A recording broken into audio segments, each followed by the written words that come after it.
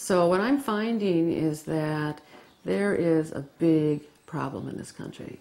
And that problem is that the people in office are not thinking about us, everyday folks.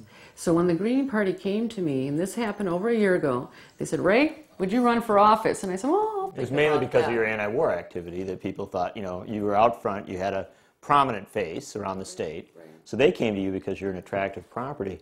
But that still is a tough thing to make that leap after 50 years of staying out of the game. Right, right. So what I said is, let me talk it over with my family. Anything I do has to be very family-centered, something that we all get behind. And after about 2 months, I said, this is the right time. This is the right time. Because, number one, Senator Cole feels he owns that office. He's been in there 18 years. He's not out campaigning. He throws $3.3 million at the primary. We found this out. But that's how he continues to gain that office. And I'm finding that people are not wanting that.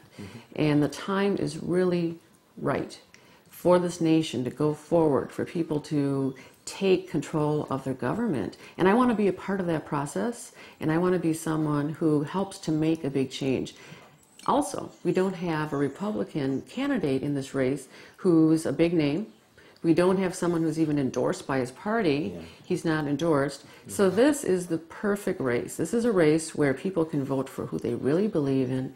Me, a working mom, someone they can identify with, someone who will vote for universal health care, vote for fully funded education, and someone that will be there for them.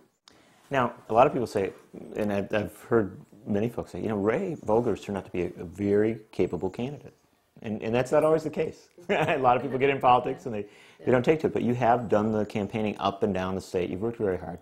And they say, well, why, you know, she's got a lot going for her. Why not do the traditional political route? Why not run for Oregon Village Board and then the county board and then work your way up? Why start at the Senate?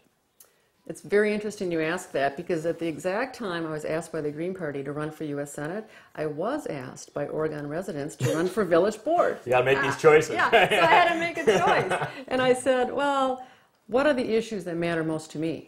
So for the last many, many years, I've been working on issues around foreign policy. I understand how the United Nations works. I understand how these wars have happened. I understand about diplomacy. I know the federal game, actually. I know how politics works on a federal level. And I also know about all the budget cuts that we've had. And I've been speaking out for many years on these issues. And I understand how the U.S. Senate operates, how the House of Representatives operate. I really understand that process, and it's issues that are very important to me, because what happens at the federal level trickles down to many other levels, and on a county level as well. Just recently, last night, I was endorsed by Progressive Dane, and those are the kind of issues we talked about. How does a county issue relate to the federal government, and how does the federal government relate to the county? And it's very clear that as we're spending $318 billion already on the war in Iraq, that has cost people in the state of Wisconsin $5 billion. And it comes right out of our pockets. So, and right out of the ability to address issues like education and health care and so many other things. Right, and what I'm finding